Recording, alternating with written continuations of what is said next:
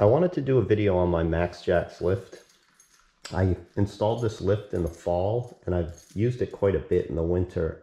It's in some of my other videos and a lot of people have reached out and asked questions about it. And I thought, you know, when I considered buying this lift, I was scouring the internet for all the information I could find. I think I've watched every YouTube video at that point on it. So, you know, it's a purchase that you really want to understand what you're buying and make sure that it's right for you. You know, there's installation considerations and just, you know, the way it operates. And so it's a big decision. So hopefully this video gives a little bit more info. There's a lot out there right now. And what I've decided to do is I'm not even going to talk about the installation, maybe some highlights, but that info is out there. You can see step by step how to install this lift. But I figure I'll tell you some of my impressions of it and my experience receiving it and using it. So let's get on with it. Okay, so before I talk about the specifics of this lift, let me just kind of give you my thought process that led me to this lift. I do a lot of work on my cars. We have cars in the family. I service, you know, I do all the maintenance stuff, but then I also do repairs if it's practical for me. You know, if I have the tools, the time, all that. You know, I do bring the cars to be serviced as well. I can't do everything, but I end up using my floor jacks. I have two floor jacks and, you know, jack stands. I use them a lot. It's a pain. We live in New England, so I do a lot of, you know, every spring and fall I'm swapping snows and summer tires. So there's probably three cars that I have to do that every time. So that requires a lot of lifting and swapping. So, you know, I could see that there would be a good use for a method to raise and lower the cars easier. So again, I started out, I had two floor jacks. By the way, two floor jacks work a lot better than one. You end up getting a lot more productivity. So if that's something you're going to consider, I would say go for it. Once you buy that second jack, you can do a lot more. You can do things faster. I was looking to improve on that. So one of the products I actually bought was a product called Ren Stands. So the Ren Stands. I'll put a link in the description of this video so you guys can see it. But basically, you put your floor jack under a cross piece that goes at the lifting point of your car.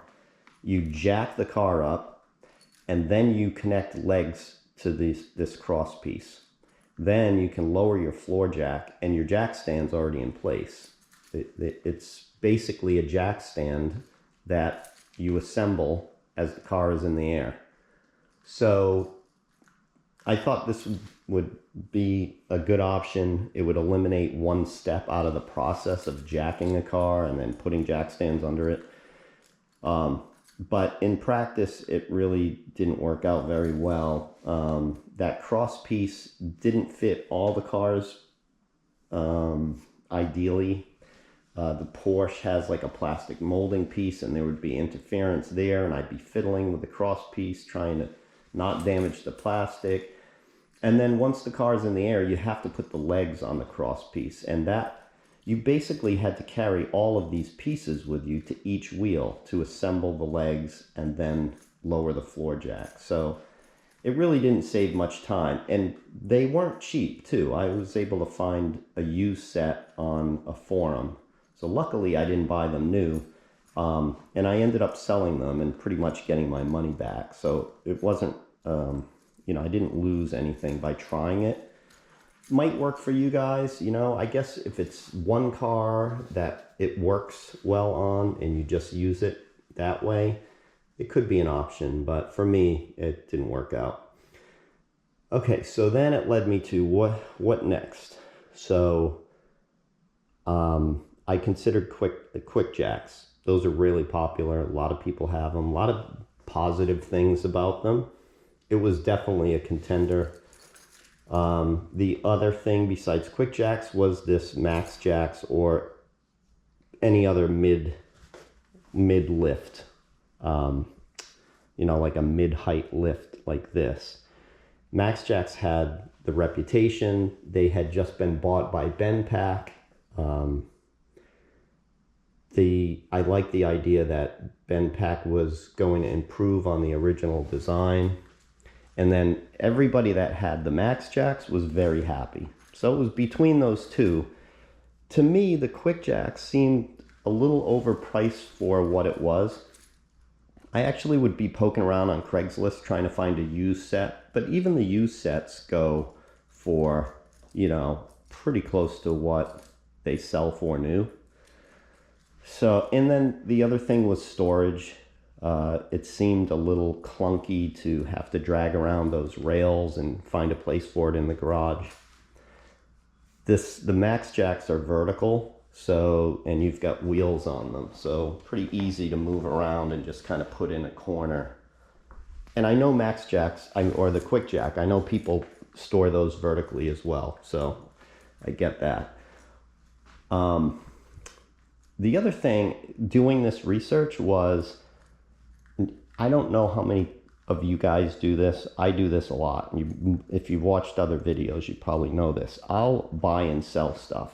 So I'll buy something used, and if it doesn't work for me, I'll sell it. And usually, if you buy it right, you don't get hurt. Well, what I'm finding with these jack solutions, especially the better ones like QuickJack and the MaxJax, is that when you go to sell them used, you can get almost all your money back. You can get a very good portion of your money back. So I knew that no matter which way I went, whether it was QuickJax or the MaxJax, I knew that when I no longer had a use for it, I'd be able to sell it and it would still have value. So that kind of made my decision sway a little bit, because the MaxJax was more money than the QuickJack, but you could sell it for more when you're done. And I don't know how long I'll use it. That's the thing. I had no idea how much I would use it, whether, just like the Ren Stands, would I sell it in 6 months because it didn't work for me? So my thought was, I'll go for the MaxJax. It's more money, but it has more value when I go to sell it. So I ordered the MaxJax in fall of 2019, I'm pretty sure. BenPack had bought it. They were making revisions to it. You could pre-order it at that time. And I think they slated the delivery to be spring of 2020. So I ordered it in the fall, and it was, I could cancel the order if I needed to. I thought, I'm gonna order it, and if I change my mind, I can just cancel it. So I put the order in, and spring 2020 came and went, as these things usually do, and the delivery got pushed back. I ended up getting it in, I think, late July or August of 2020. So in the meantime, while that was happening, I did make some changes to my garage. One thing we did was we replaced our garage doors. And this is actually a really good home improvement move. Garage doors are relatively cheap for the bang for the buck you get for the appearance of the exterior of your home. It's actually on a lot of home sites as something to do that really spruces up your house, and it's relatively inexpensive. Now, it's not a few $100. It's still going to cost you some money to get some decent doors. But you think about what you spend on a kitchen, a bathroom, things like that. These new doors drastically improve the exterior of the house. When you drive down to the driveway, it makes a big difference. So I think that was a great move.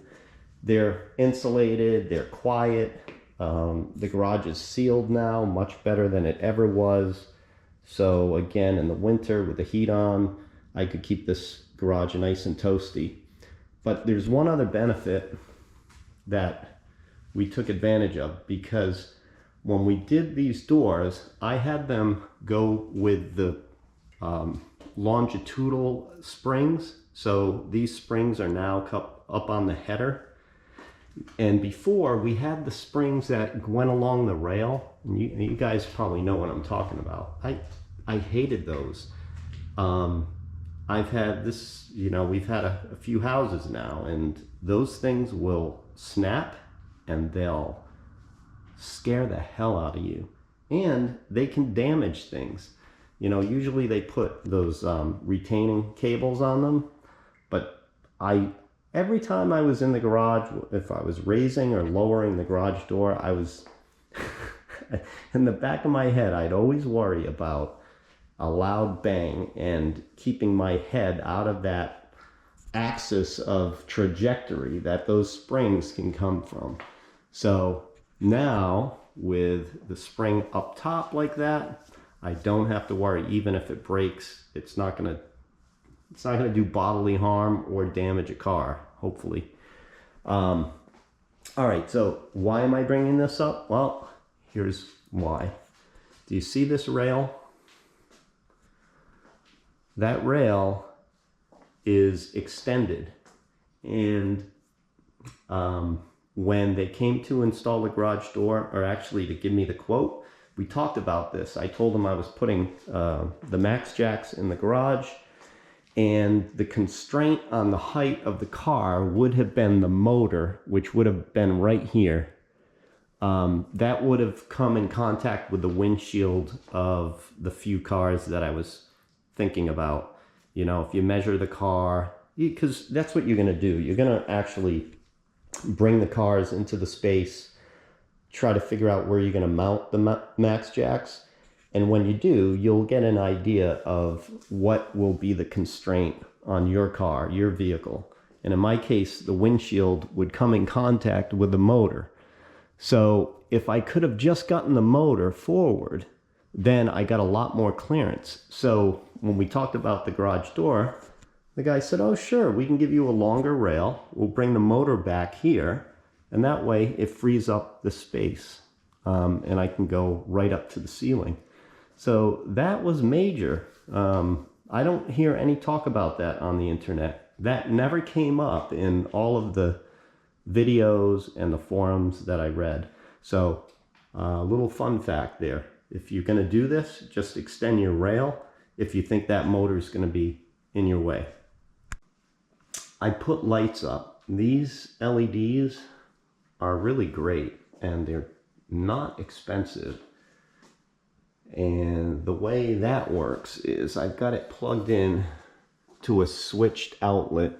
So I have a switch on my wall here, and that turns that outlet on and off, and that outlet on and off. And I have another set of these LED strips in here. And what a huge difference. I should have done that when we moved into this house, because once you have a lot of light in your garage, you find that you use the garage a lot more. It's really nice to work with this kind of light.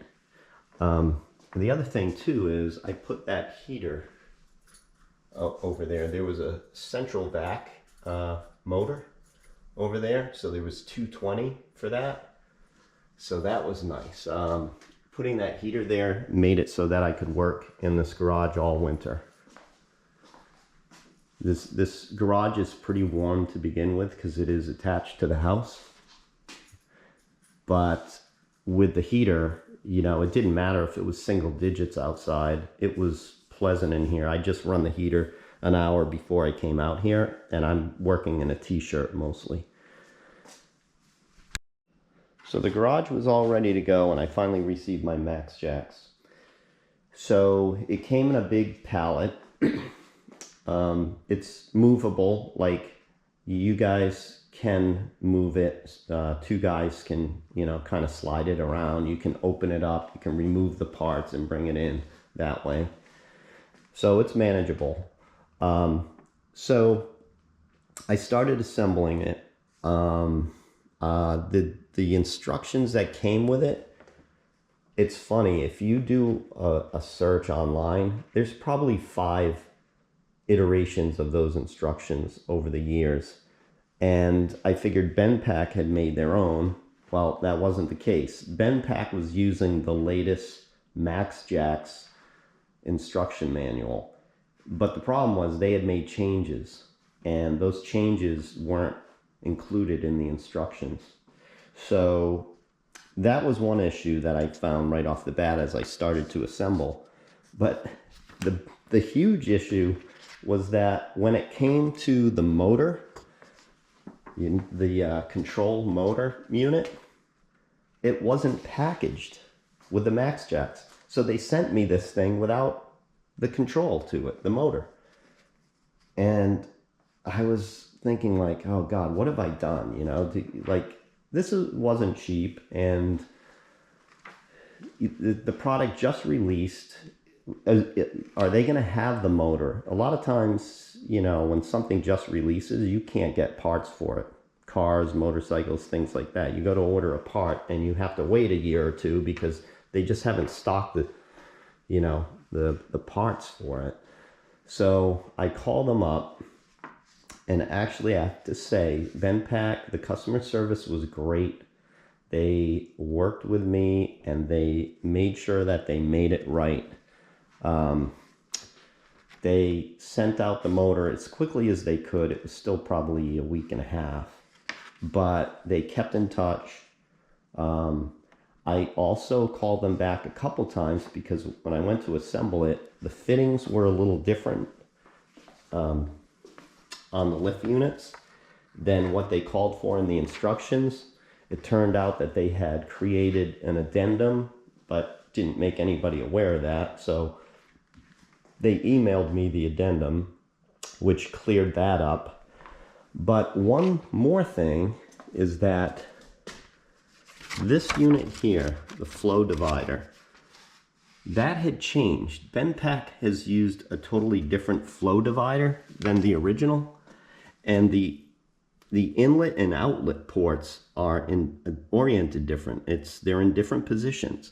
So when you looked at the instructions, they're basically telling you to connect your fittings and your hoses in a manner that didn't make any sense. It didn't work.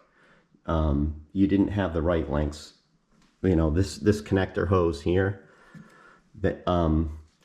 So I called them back. They didn't have an addendum for that. The people I talked to weren't even certain why that was, because think about it, I had gotten one of the first units and nobody had called them on this yet. It was probably an engineering change. They probably got this part that they started using, and that just never got communicated to, you know, the people that are doing the manual, the tech service people that are answering the call. So that was a mystery, which is kind of another little concern. But yet again, you know, they made it right. Somebody contacted me. They told me I suspected, you know, how I was going to connect this based on looking at the old unit, and they confirmed that my guess was correct, and that's the way it should be done. So I'm assuming that's now on the newest addendum. So that was part of like receiving this and kind of going through the assembly process, and you know, it took a little time. I didn't receive it and have it up and running immediately. It probably was about 3 weeks before I got all the parts. And I did make some changes here. I put quick fittings on up here that they don't supply you. Okay, that motor unit is on a cart, and usually you'd put it in the front of the car, or you could put it in the back, and you would run these hoses from the lift units to the motor unit in front or back. So those hoses are laying on the ground, and it's funny, a lot of the YouTube videos, a lot of people took that motor unit off the cart and put it on a wall or put it someplace more convenient. And I thought to myself, I'm not going to do that. I'm going to be fine. I'm just going to leave it in the front or back because that's a hassle, and I can't imagine it's going to be that much of it. It'll interfere that much. Well, I only used it 2 or 3 times, and I thought to myself, I got to mount it remotely. So there's a reason why everybody's doing this. It really is a hassle to keep it on the floor. Because yeah, you're tripping over it. When you're working on a car, you're going back and forth getting tools. If you're on the creeper, you know, the creeper is hitting the hose. It's just, it doesn't work well. So that was one other thing that I did. I found a place to mount it. I had to get an extension, and let me show you this side. Okay. That's the OEM hose. That's the one that Ben Pack gave me. And what I did here was, so this goes up along the wall, across to this fitting. Okay, so this fitting is basically just allows me to connect the new hose to the existing OEM hose. So this is the Ben Pack hose. So basically, you're just buying one hose. In my case, I could have bought a length twice this and just done it in one shot, but this was the cheaper way to go. And I'll tell you that these hoses are not cheap. Like, they are made up. You know, you have to go to a hydraulic place to have these hoses made up. So they cut them, they install the fittings. I mean, they're spec'd for, you know, bursts. Strength, and they're engineered hose. They're not just any old hose. So they're not cheap. I think I paid over $100 or around 100 for the fittings and the hose. It was kind of frustrating because I figured I'll go online and order this. There must be some standard lengths. They're not. Like, you can't find it online, or at least I couldn't. You know, I just figured go to Amazon and buy some hydraulic hose. It's not that simple. This is the way, this is the convention, is that you get these hoses made up. So somebody should take advantage of that, create a business and start selling online some fixed length hoses. But so you can see what I did here. Let's see if I can, yeah, this right here is, these are like screw-in studs that you use for like hanging ceiling, suspended ceiling. So these just screw into studs, and then you wrap the wire around this stud, and then you support your ceiling with it. So those are pretty standard things. You can go to Home Depot and get that, and it comes with a tool that fits this flat piece, and you just basically use a drill driver to go right through the stud, you know, right into the stud. So this is very secure. And basically tie wraps, you know, when I'm done with it, I just clip the tie wraps, and I can just disconnect the hose very easily, wrap the hose and store it. So this was my final setup. It's not the prettiest setup, but I'm not looking for that. I'm just looking for function. So one other thing to mention with all of this back and forth with Ben Pack, and, you know, not shipping me complete unit, and some of the frustrations with the new changes, they were really nice about it, and they said that they were going to send me this creeper as a way to, you know, make up for some of the experience in the beginning.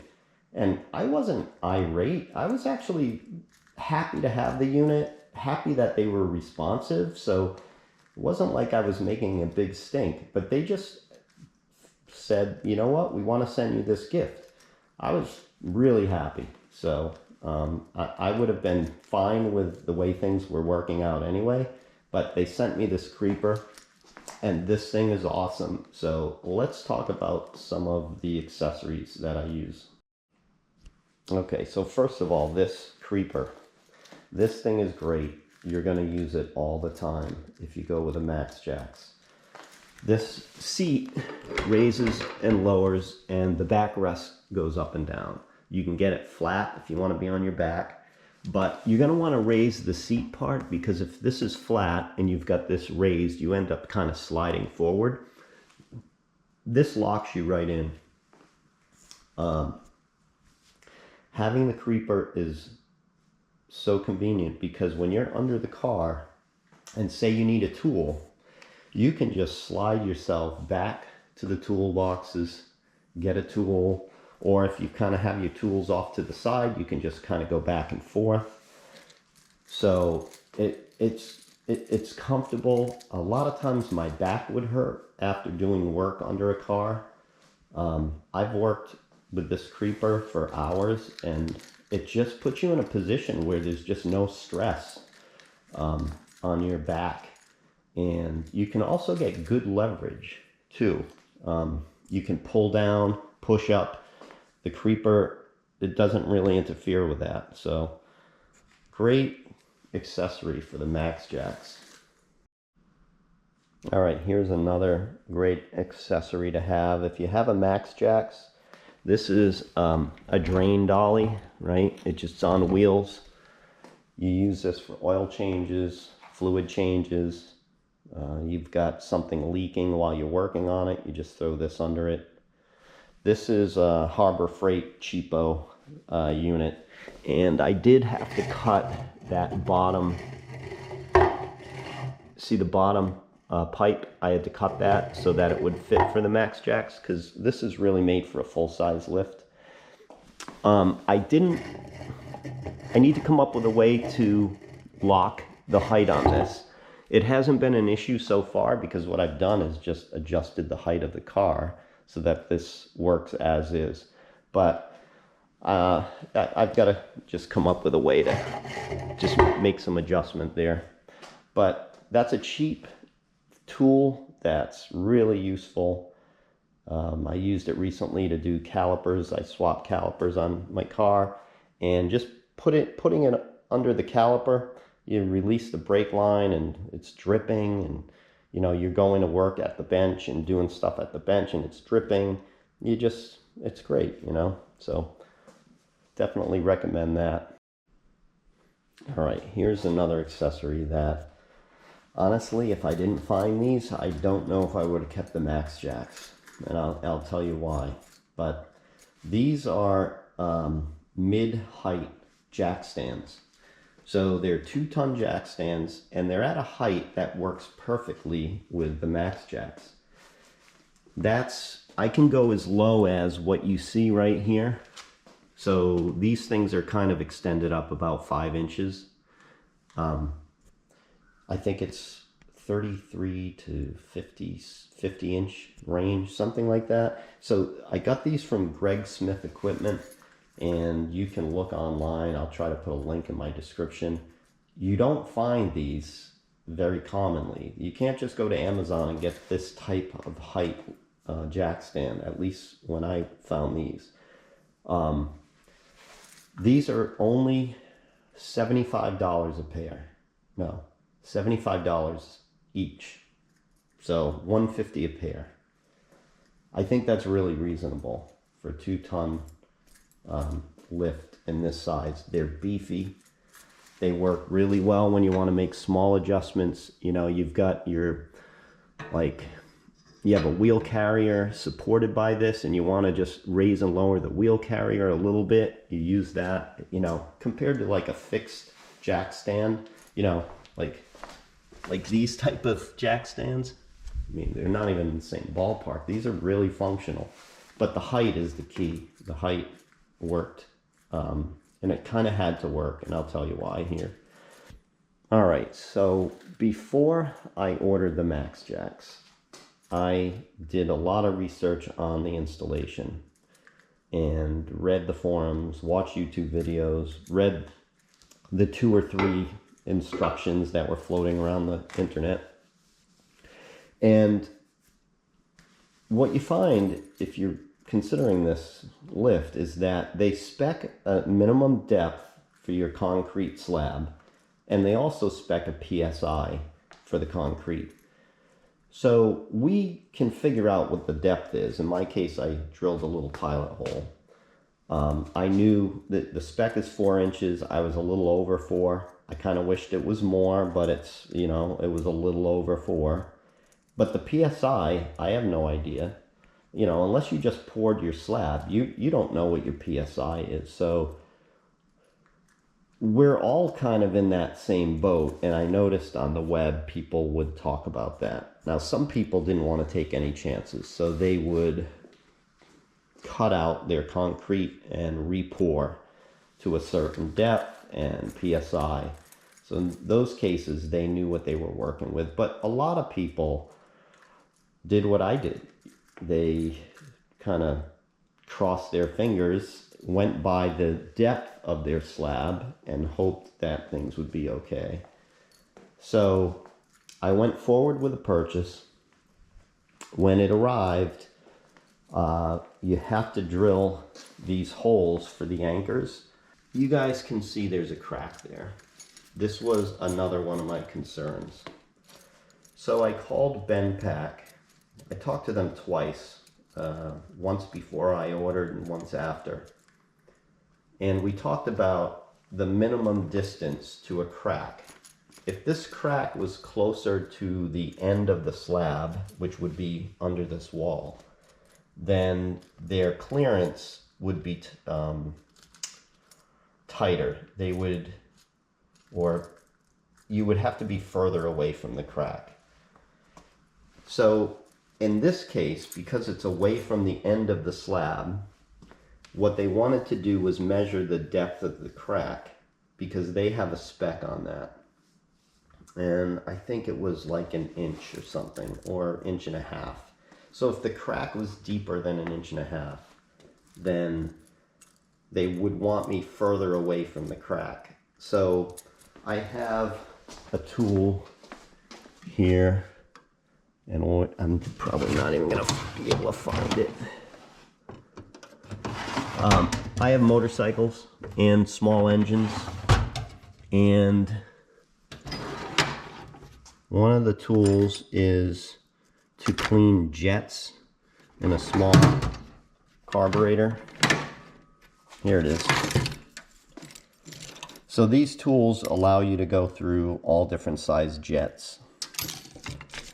And I just found the widest part of the crack, and I took the smallest jet tool, and I was able to hit rock bottom on the crack at about 1 inch.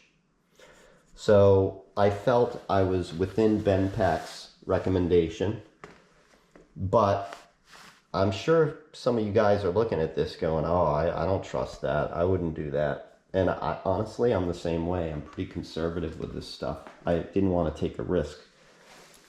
So this is where those jack stands made it so that I can live with this lift and feel safe. I'll post a picture of how I use it. I put one of those jack stands under each one of these lifting points. I can raise the jack stand and even take weight off.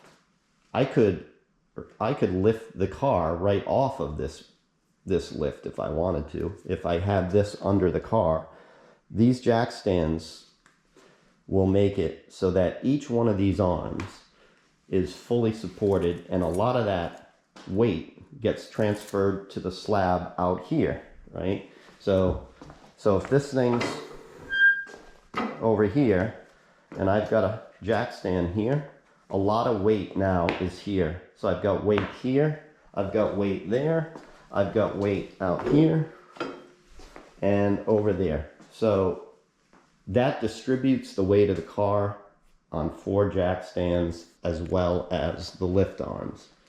And that's what made me feel safe, because when I first lifted the car, I didn't have those jack stands, and I felt so uncomfortable. I didn't want to work under the car, and I thought, this is not good. Like, I'm gonna have to get over this fear or come up with a way to resolve it. So that was the solution, and now I'm 100% comfortable. So you can see I've got 5 of these. So 4 of them go under the lift. 1 I can use as a tool to work under the car. I actually bought another one too. It's not here, it's not assembled because I haven't had to use it, but if I need two to work under the car, I'll have two. So, I mean, you guys might think that's kind of crazy to have to buy those things after you buy the MaxJax. Well, I don't think a lot of you would have to do that, but if you do get a little sketchy, you know, about being under the car, that's a great way to alleviate the fear. And in my case with the crack, that was always on the back of my mind. So that's a really good solution. So that's about it for my impressions of the MaxJax and my experience. I did a lot of work on my Porsche this winter. I did a clutch job. I did a bunch of oil changes on the cars. We have, what do we have? We did a Veloster. My son's got a BRZ. My daughter's Mazda. I have a Tahoe that I won't put on this lift. The cars I have on the lift are pretty light cars, and I don't, the Tahoe is so high, I don't even need to jack it up. I can do an oil change under the Tahoe without a jack. So no sense in stressing this lift with a Tahoe. My wife's E300 goes on here, no problem. It's a heavy car, but no problem. What else did we do? We did my son's BRZ. We did headers and catback. The Veloster, I had to remove an axle back exhaust. And yeah, it's just, now that I have it and feel comfortable using it and have some of these accessories that are so useful, it's just a great tool to add to the garage. So hopefully this answered some of your questions, and if you're considering one, hopefully this information helps work through that decision. So good luck.